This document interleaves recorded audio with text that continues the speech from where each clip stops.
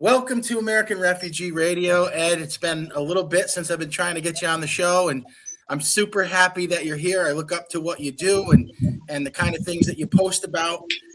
We've talked offline a little bit about the kind of advice that you have for expats. But the first thing I'd like you to do is just kind of introduce yourself and tell us how long you've been in the Philippines. Right. Okay. Summarize. I was from upstate New York originally. Was in the military, Marine Corps, Naval Reserve, Army National Guard. Did a lot of traveling. Worked in a few different countries. Been on 5 continents, and settled in the Philippines because one time when I was here, I got a woman pregnant. So I had a daughter. So I came back to see her here, and I stayed. And that's real brief. I got you, and thanks for that. So where are you now, and what city are you in at the present time? Currently, I am living in Bajan, which is in the province of Cebu, pretty close to a place called Mabuwal, which is a very popular beach resort for tourists all over the place. Lots of Russians, lots of Israelis, few Americans. Germans are very popular here. They love the Philippines. Anyway, Bajan, Cebu. Thank you for that. So there's a little game that I kind of want to play when expats come on. To give background for myself, I've been just studying the Philippines and expats for about 6 years. I'm not the expert here. Okay, I'm just studying the phenomenon and guys like Ed. But I want to see how accurate my research is. Okay, so in a general sense, there isn't really one budget number, correct? It depends on the lifestyle that you want. There's a lot of people that say, oh, it's $1,000, it's $1,500. What is your opinion on that? I'd really like to know. You have to factor in your personal desires. I mean, needs, of course, come first: food, water, clothing, shelter. But then, what are your goals? What are you trying to accomplish being here? Do you want to travel? Do you want to have all the modern conveniences of the Western world? You know, what's your goal, short term and long term? Because if you come over here and you're short of finances, you're going to have to live cheap. You're going to have to live in the province, and you're going to have to eat like the Filipinos.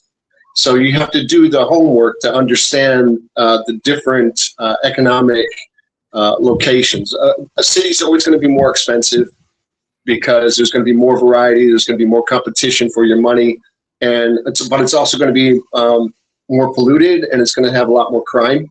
But also, you're going to have a larger expat environment. So, you know, the city's a good option if you want comforts of Western culture, but I prefer the province. It's simpler, it's less polluted, less white people to bump into, and cheaper.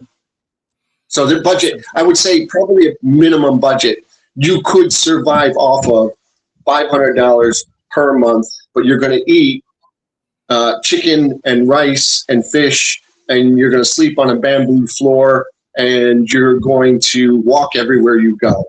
So you're going to want at least, I would think, $1,000 per month would be your bare minimum for the average foreigner. Thank you for that answer. So I also want to boil it down to maybe to a specific expense. And the things that I found from talking to guys like you and looking around on the vlogs is the real savings is usually in the rent. And, what I mean is, what is a reasonable rent? You know, you're a guy that is coming over with $1,700 a month for whatever reason. What can that guy, if he's not fussy, right? If he's going to say, I'm going to get a starting point, what can he get away with in rent where it's safe and relatively comfortable with AC and, the comforts that he might expect? The main issue that we're dealing with here is definitions. Okay, you're talking about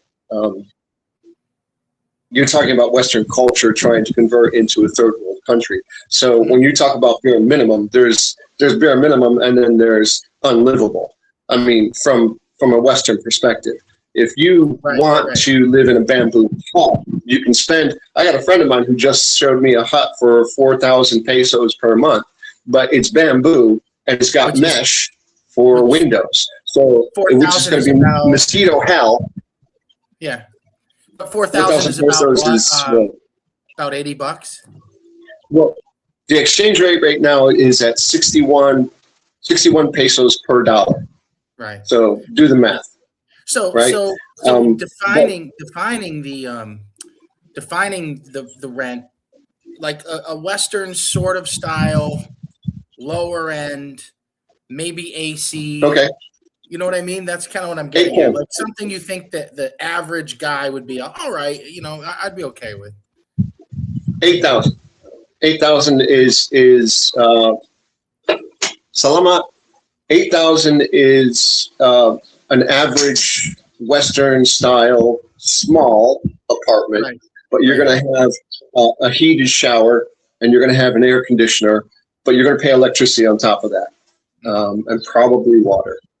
So you're talking 8,000 as just for the solid structure, the concrete walls and the windows with locks on them, and the heated shower and the air conditioner, but you're going to pay the electricity on top of that. So if you really want to stay cool, you're going to end up spending maybe about 3,000 more per month just on electricity. So I mean, it depends on your comfort factor. I have a fan. That's it. Small fridge, a fan, and I barely use the heater on the shower. So I'm probably going to end up paying between 600 and 800 pesos for my electricity, whereas other people will pay 3,000 because they want the air conditioner and they want hot showers every day. Awesome. Well, we're here on American Refugee Radio with Ed Z. He's an expat from near Cebu in Philippines. We're going to take a quick break. We'll be right back. You're listening to American Refugee Radio on YouTube and Facebook. Please join our community and come hang with us on weeknights.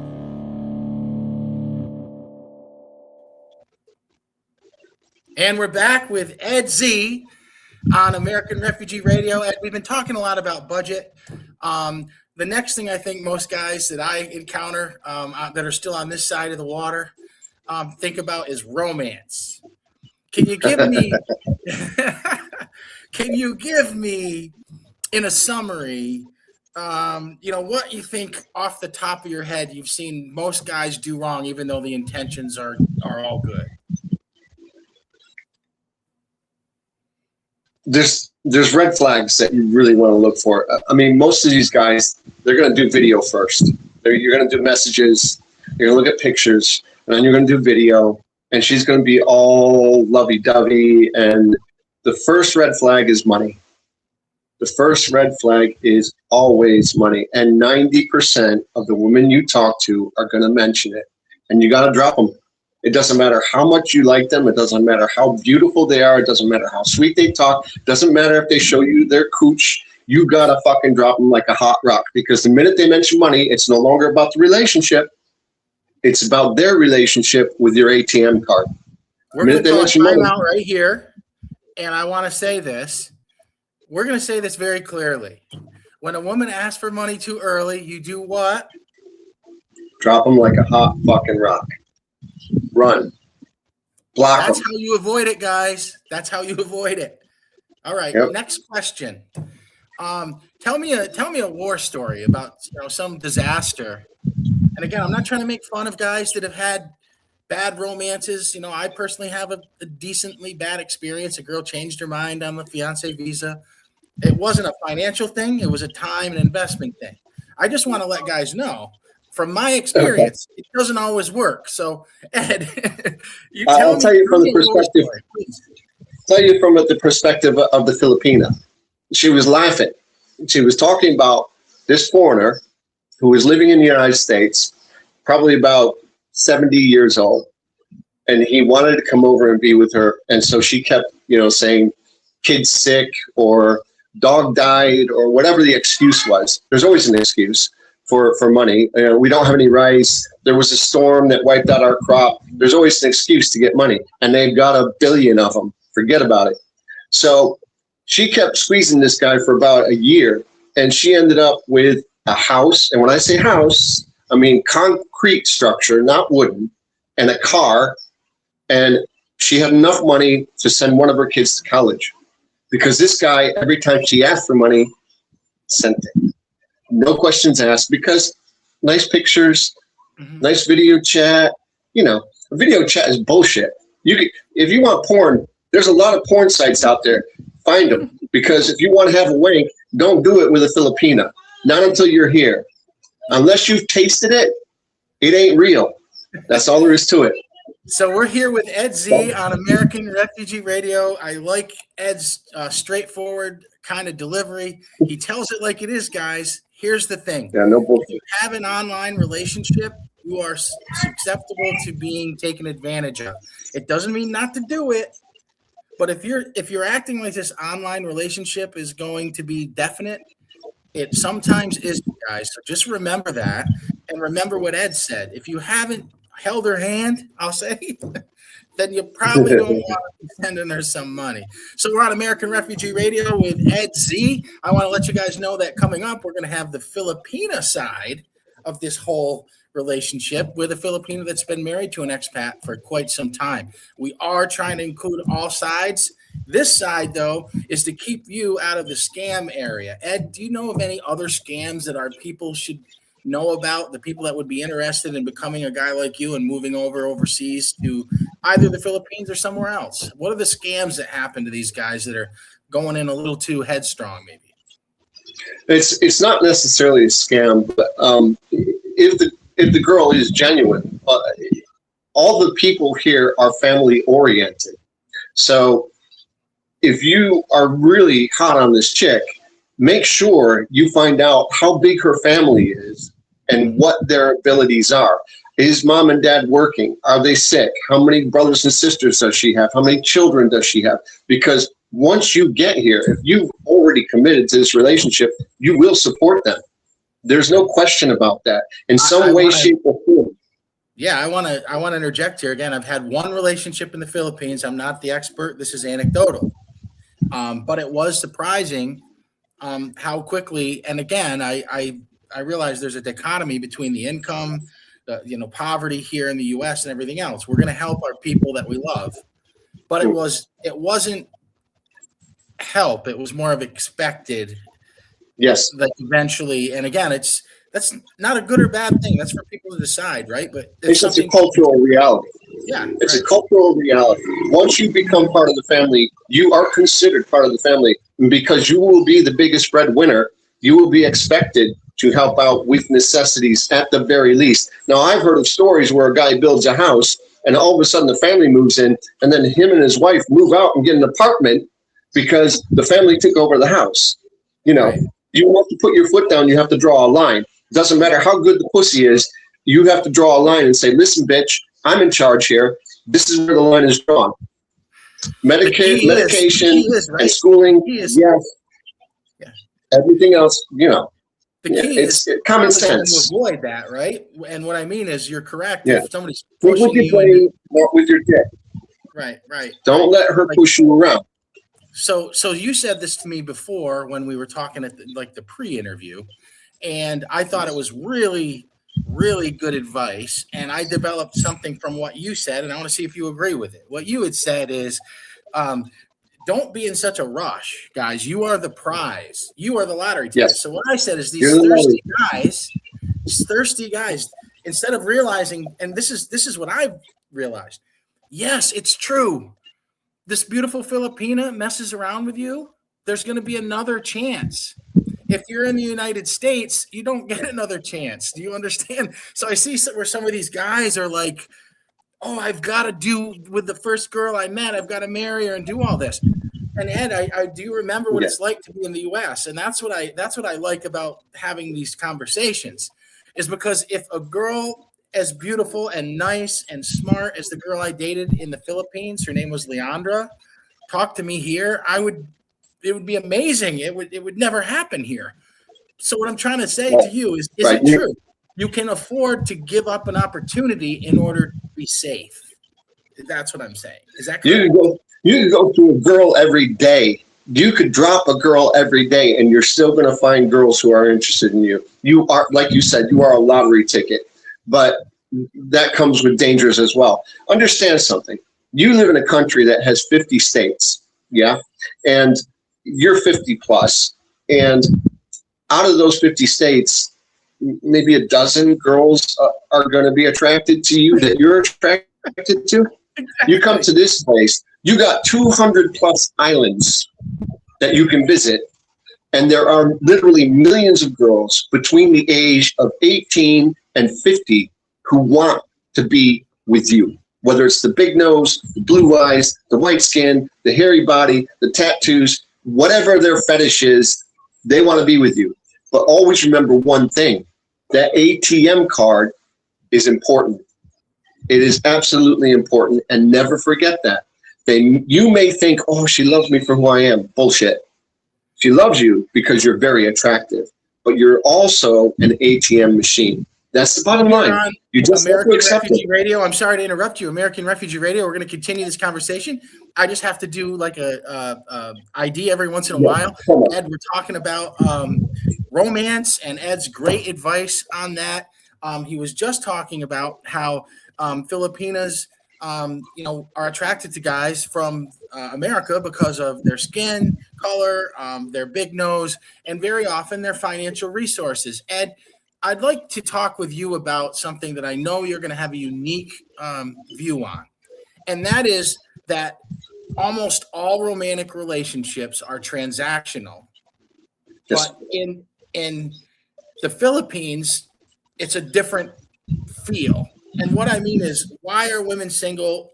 Why don't a lot of them commit to men? And I think it's because a lot of times the American guy, the one they will choose, if they are of that ilk, it's because of the ability for them to be supported. That's an important part more important part maybe there than in America. But I think it's pretty damn important in America. What do you think about that?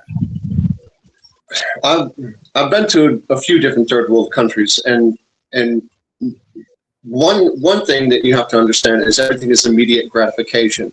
A third world mentality doesn't think about tomorrow. There is no word for budget in Tagalog. If you listen to anybody in economics talking about budgeting, they actually use the American word budget while they're speaking Tagalog because there's no word for it. They don't conceptualize tomorrow. It's only today. So they have to meet their needs on a daily basis. And because you are the source of that income, it's expected that you are at least capable of providing daily necessities. Now, because what I said before about familia, the whole family is important. It's not just you and her. And oftentimes, and this is a reality in every third world country I've ever been in, 90% of the single females already have children. You're going to date somebody with a child, unless you find one of the very rare ones who was smart enough not to get pregnant, or you date somebody who's 18, 19, or 20, fresh out of high school and ready to go to college. That's the only way you're going to get a single woman with no kids. So you're already going to have obligations. What's important is that you set the standard. You set the parameters. You lay down the law, and you never, ever let them cross it. Ed, so I have another question, and it's kind of to try to relate that whole thing where my feet are still in America and yours are in the Philippines. What's the difference in America, maybe a woman's interest in a man's financial status, and in the Philippines? Is there any? I want to know. Women are women all over the world, in my opinion. I mean, like I said, I've been in a lot of different countries, and I've been on 5 continents, and I've seen every culture from third world to first world. And women are women everywhere. You're going to find materialists no matter where you go, and you're going to find genuine women no matter where you go. Of course, the ones who are not materialistic are fewer and further between. Probably going to find them in the province, not in the city. And you're going to have to search. Like you said earlier, you can't be in a rush. You really have to take your time. You have to find that needle in a haystack, get the wheat from the chaff, and then choose among the few of the hundreds that you really think that you could bond with. But remember, you're going to live near her family. So if you don't like the location, that's something too. If you don't want to live in a city, or you don't want to live in a province that it takes an hour to get to the city, you're going to have an issue, because she's going to want to be close to family. That's the bottom line. You are never going to be able to take them away from family. I've got one friend who's got a wife who does absolutely everything he asks with no question. She's wonderful. One. And I've been here 11 years. So you got to take your time. You got to do the work, do the research, check out her family, check out the location, check out the means that they have and the means that you're bringing, and decide whether or not the pros outweigh the cons. We're here with Ed Z on American Refugee Radio. Ed, we're going to take another quick break. We'll be right back with one last segment with Ed, and we'll figure out what we're going to talk about then. American Refugee Radio. Be right back. American Refugee Radio is brought to you by Brasi Media, live 5 nights per week from 7 to 10 p.m. To advertise or contact the channel, please see the information on your screen. In the meantime, join our community. We're back with Ed Z. We got a couple more questions for you, and then we'll let you get on with your day. Ed, can you tell me a little bit about brownouts? I think that's one of the things that a lot of people aren't even aware of in the Americas. What is a brownout? All right. Do your research. Like I said earlier, we are what's called the Ring of Fire. Okay. So in this country, you have earthquakes and you have typhoons.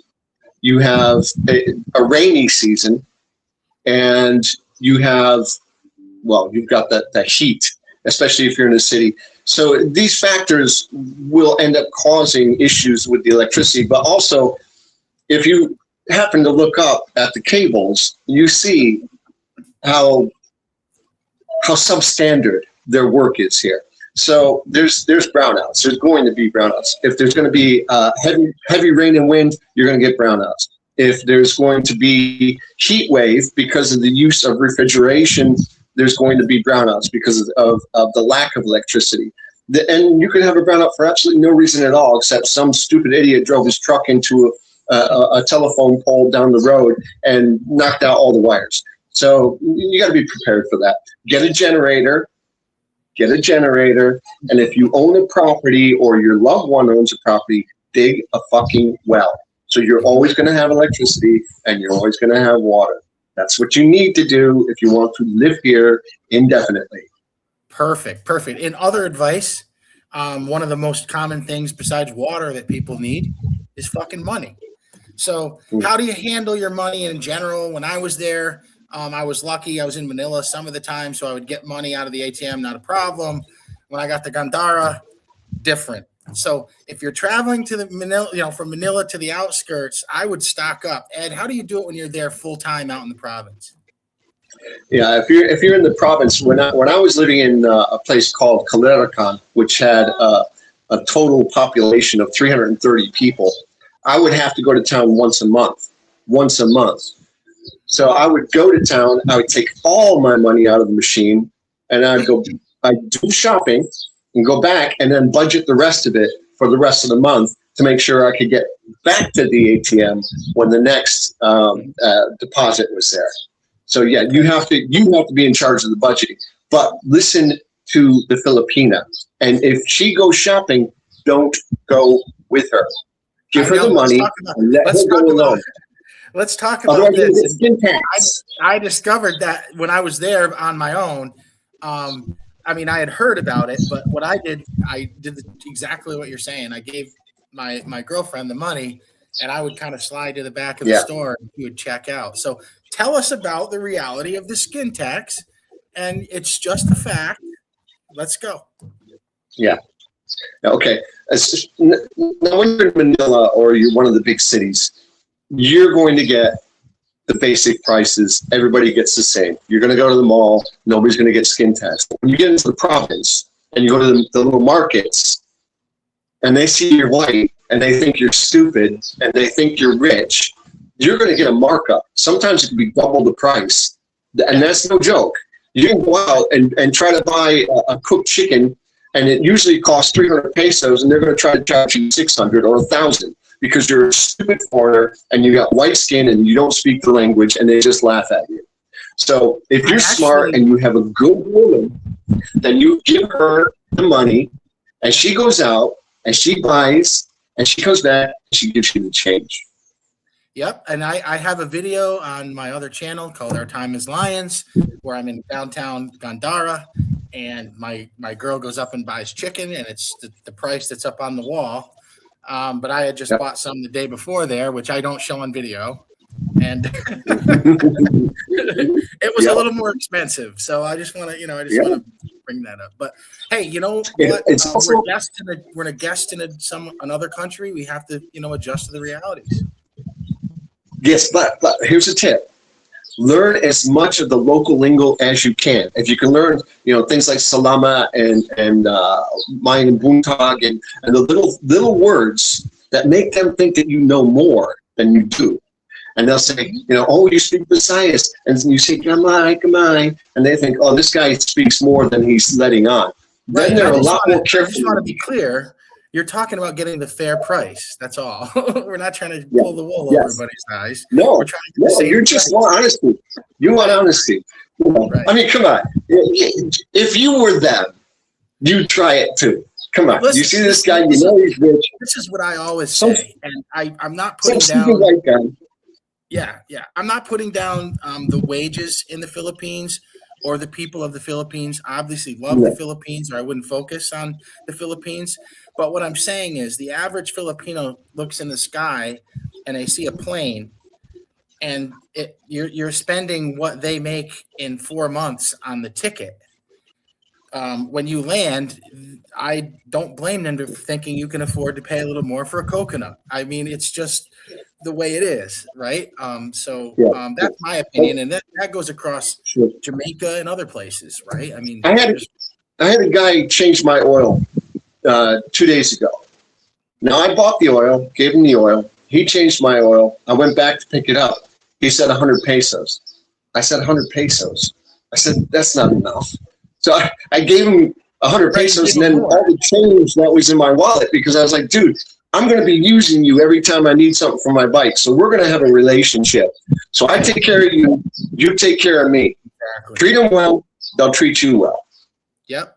My first haircut in the Philippines was $1.50.